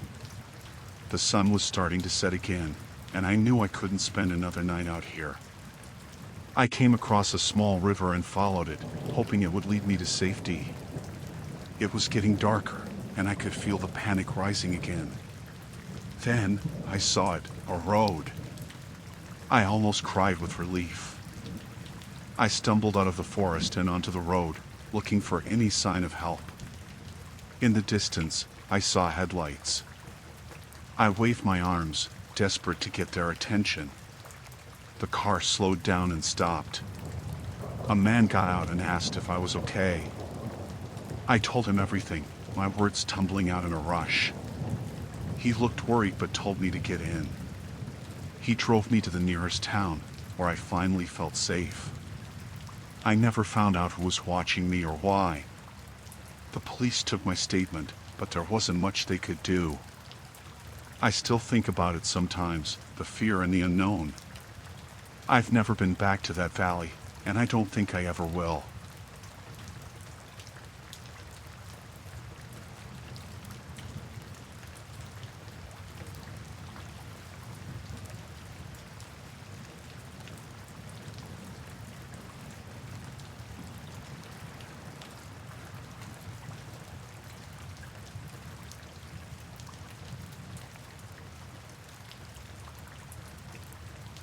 We rented a remote cabin in the Canadian wilderness for a week-long family vacation. It was supposed to be a peaceful getaway. My husband Mark, our 2 kids, Emily and Jake, and I were looking forward to disconnecting from the world and spending quality time together. The cabin was isolated, nestled among tall trees with a beautiful lake nearby. It seemed perfect. The first couple of days were wonderful. We hiked, swam, and fished. The kids were having a blast, and Mark and I enjoyed the break from our busy lives. The nights were quiet, with only the sounds of nature around us. On the 3rd night, everything changed. We were sitting by the fire, roasting marshmallows, when we heard a noise outside. It sounded like footsteps. Mark went to check but saw nothing. We brushed it off, thinking it might be an animal. A little while later, we heard it again, closer this time. My heart started to race. Mark looked uneasy but tried to keep calm for the kids. Suddenly, the door burst open and 3 men stormed in. They had guns. I grabbed Emily and Jake, pulling them close. Mark tried to reason with them, but they shouted for us to be quiet.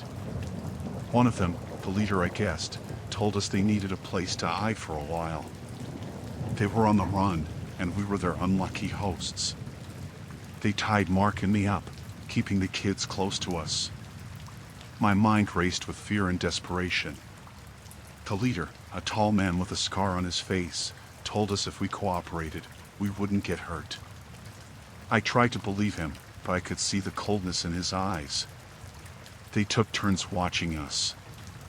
The other 2 men, both younger, seemed nervous, always glancing out the windows. They spoke in low voices, discussing their plans. I caught bits and pieces, enough to know they were dangerous and desperate. That night, I barely slept. I kept thinking of ways to escape but found none. The next morning, the men allowed us to eat breakfast under their watchful eyes. Emily and Jake were scared, clinging to me. Mark tried to stay strong, but I could see the fear in his eyes too. As the day went on, I noticed the men were getting agitated. They argued among themselves, their tempers flaring. I knew we had to do something before things got worse. I whispered to Mark, telling him we needed to find a way out. He nodded, his jaw set in determination. That evening, I noticed one of the younger men seemed more sympathetic. He watched us but didn't seem as hardened as the others. I decided to take a risk. When the other men weren't looking, I whispered to him, begging for help. He looked conflicted but didn't respond. Later, when the leader stepped outside, the sympathetic man came over to me. He said he couldn't let us go but would leave the back door unlocked that night. It was our chance. I thanked him quietly, praying he was telling the truth. That night, once the men fell asleep, I whispered to Mark. We untied ourselves carefully, trying not to make a sound. I held Emily, and Mark carried Jake. We crept to the back door, my heart pounding so hard I thought it would wake the men. The door was unlocked, just as the man had promised. We slipped outside into the darkness, moving as quickly and quietly as we could. The forest was dense, and we stumbled over roots and branches, but we kept going. We had to put as much distance between us and the cabin as possible. After what felt like hours, we reached the lake.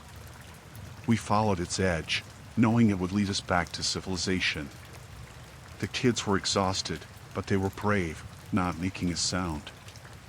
I kept looking back, fearing we were being followed. At dawn, we saw a small fishing boat on the shore. Mark checked it and found it was still functional. We climbed in, and Mark started rowing. I held the kids, trying to keep them calm. The boat moved slowly, but it was taking us away from the nightmare we had just escaped. We reached a small town by midday. We found the local authorities and told them everything. They took us in, gave us food and blankets, and assured us we were safe. The police went to the cabin, but the men were gone. They promised to keep looking for them. We stayed in that town for a couple of days, recovering from the ordeal. The kids had nightmares, and so did we. It took a long time to feel safe again. We never found out what happened to the men, but I hoped they were caught and couldn't hurt anyone else. That experience changed us. We were more cautious, more aware of the dangers that could be out there. But we were also more grateful for each other. We had faced a terrifying situation and made it through together. That bond, that strength, stayed with us. We never went back to that cabin or any remote places for vacations again. The wilderness that once seemed so peaceful now felt threatening. We stuck to safer, more populated areas. And every time I hear a noise in the night, I remember the cabin and the men who held us hostage. But I also remember how we escaped, and that gives me strength.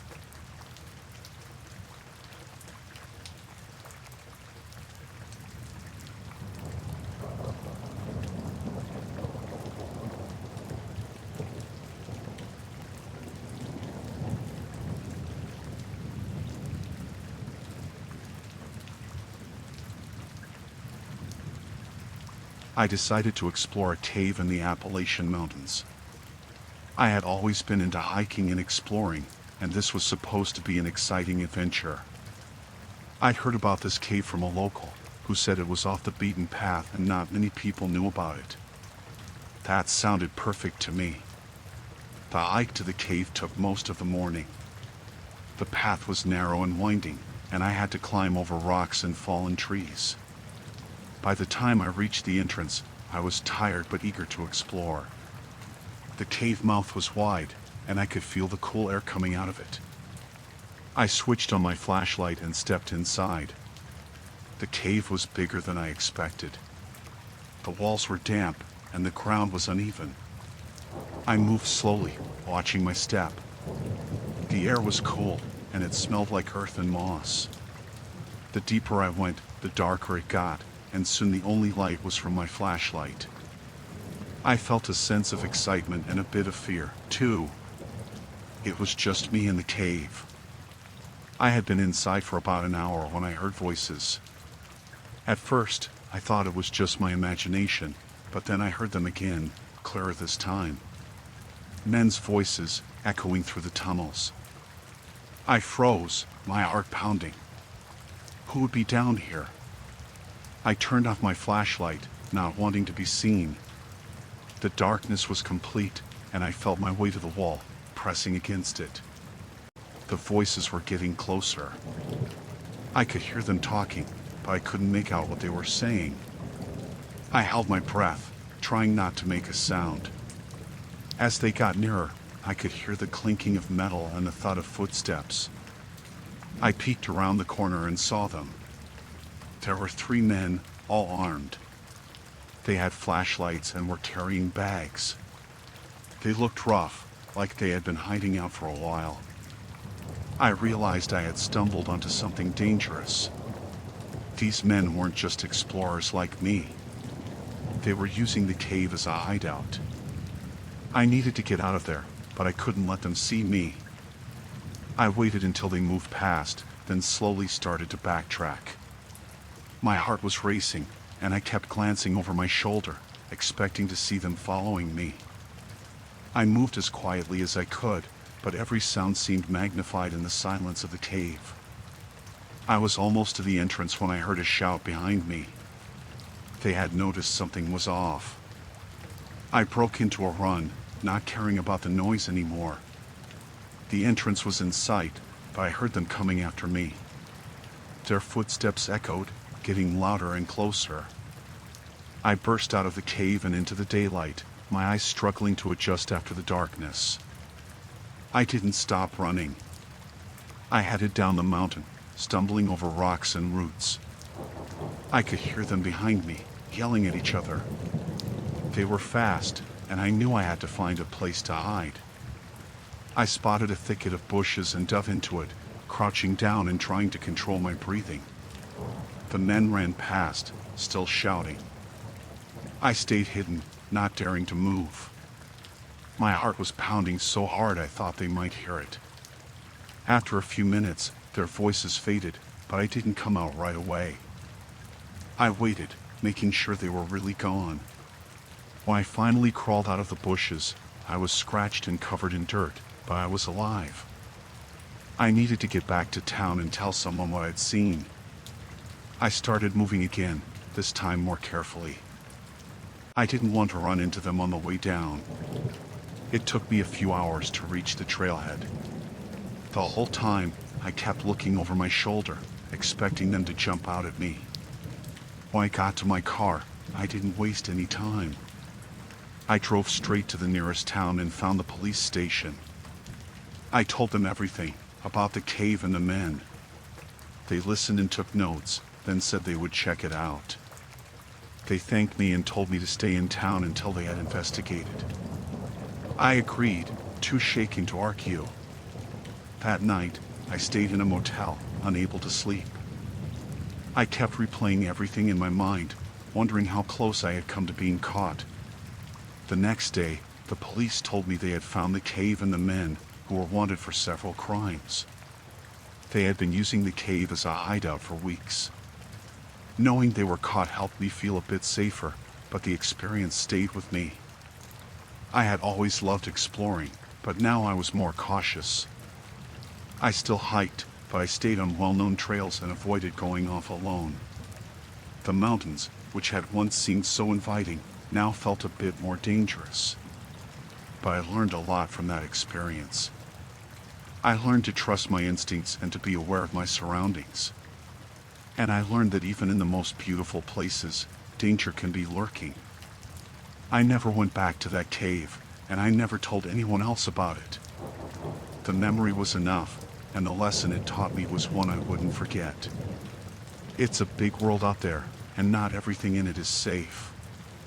But with caution and awareness, I knew I could still find the beauty without putting myself in harm's way again.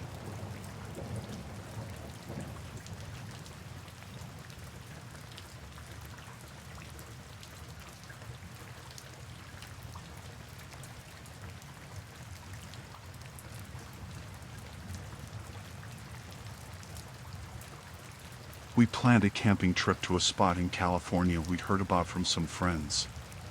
It was supposed to be a relaxing weekend away from everything. There were 4 of us, me, my boyfriend Mike, and our friends, Lisa and Tom. We set up our tents in a nice clearing, surrounded by trees, not too far from a small creek. It seemed perfect. The first night was great. We cooked over the campfire, told stories, and laughed a lot. The next day, we went for a hike and swam in the creek. By the time we got back to the campsite, we were tired but happy. We settled in for another night by the fire, enjoying the peace and quiet. Late that evening, we noticed a faint smell of smoke. At first, we didn't think much of it. Maybe someone else had a campfire nearby. But then the smell got stronger, and we started to see a haze in the air. Mike climbed a small hill to get a better look and came back with bad news. There was a wildfire not too far from us, and the wind was blowing it our way. Panic set in fast. We grabbed our stuff, but we couldn't pack everything. We took what we could carry and left the rest. The path back to the parking area was narrow and rocky, and it was hard to move quickly. The smoke got thicker, making it hard to see and breathe. We could hear the fire crackling in the distance, getting closer. As we hurried along the trail, we came across a group of people. They didn't look like campers. They had backpacks, but they weren't carrying camping gear. They had guns. My heart sank. We were trapped between the fire and these strangers. One of the men stepped forward and told us to hand over our backpacks. I could see the desperation in his eyes. These weren't just looters, they were people trying to survive, just like us. But they had the upper hand. We didn't have a choice. We handed over our packs, hoping they would let us go. But then another man noticed Lisa's necklace, and things got worse. They started arguing among themselves, giving us a chance to run. We didn't wait. We bolted down the trail, leaving our stuff behind. The smoke was thicker now, making it hard to breathe. I could hear the fire roaring behind us, and the heat was intense. We stumbled and fell, but we kept moving. I could hear the looters shouting behind us, but they were getting drowned out by the noise of the fire. We reached a small ravine and climbed down, hoping it would offer some protection. The air was a bit clearer there, and we stopped to catch our breath. Mike checked to make sure everyone was okay. We were all shaken, but no one was hurt. We decided to follow the ravine, hoping it would lead us to safety. The ground was uneven, and it was hard to move quickly. We could hear the fire getting closer, and the sky was a strange orange color. The heat was unbearable, and we were all coughing from the smoke. After what felt like hours, we stumbled upon a small stream. We followed it, hoping it would lead us to a larger body of water or a road. The smoke was starting to thin out, and we could see a bit more clearly. We kept moving, even though we were exhausted. We eventually came to a clearing and saw a dirt road. Relief washed over us. We followed the road, hoping to find help. After a while, we heard the sound of engines. 2 trucks appeared, driven by firefighters. They stopped when they saw us and helped us into the trucks. They gave us water and checked us for injuries. As we drove away, I looked back and saw the fire raging in the distance. The firefighters took us to a safe area where we were checked by medics and given food and blankets. We told them about the looters, and they said they'd report it to the authorities. That night, we stayed in a shelter set up for evacuees. It was a stark contrast to the peaceful campsite we did just the night before. The experience had shaken us all. We were grateful to be safe, but also worried about what we had left behind and the people we had encountered. We never found out what happened to the looters. The police took our statements and said they would investigate. The wildfire was eventually contained, but it took days. We lost most of our gear, But that didn't matter compared to what could have happened. That trip changed us. We were more cautious about where we camped and always kept an eye on the weather and fire reports. The memory of that fire and the fear we felt stayed with us. We were lucky to get out alive, and we knew it. From then on, we made sure to be better prepared and more aware of our surroundings. Camping was still something we enjoyed, but we never forgot how quickly things could go wrong. The wilderness could be beautiful, but it could also be deadly. That experience taught us to respect it and to always be ready for the unexpected.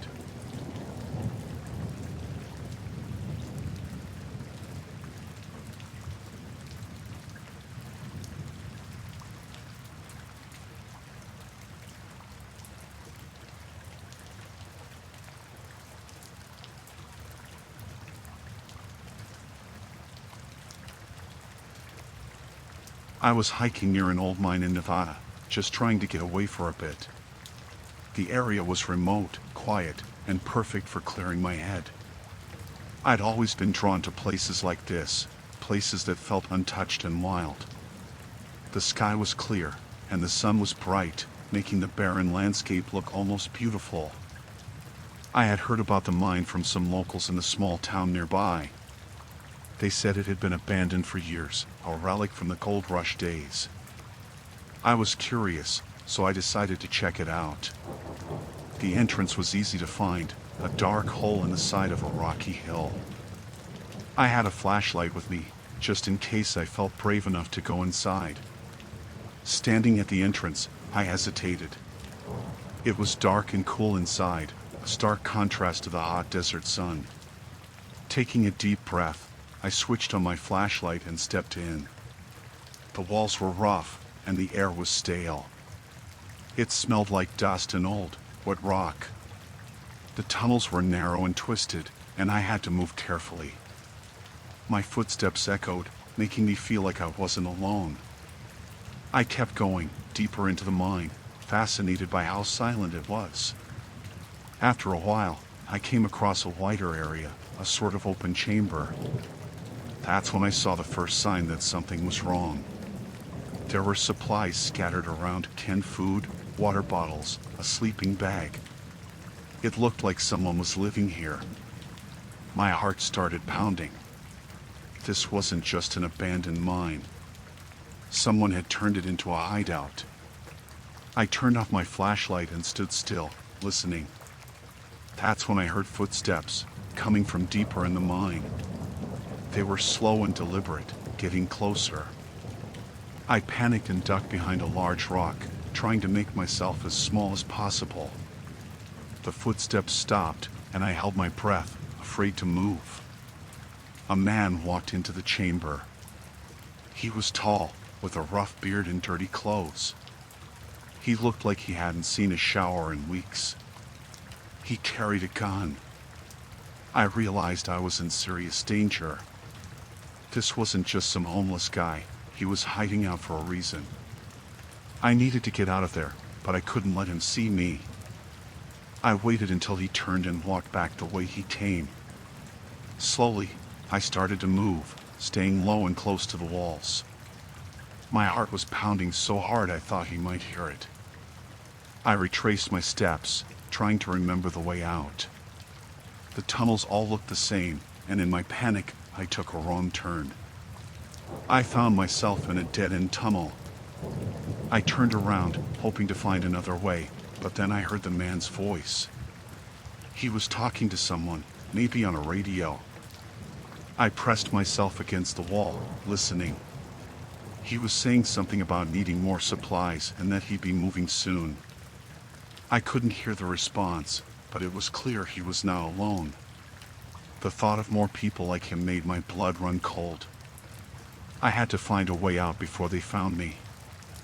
I moved quietly, trying to retrace my steps.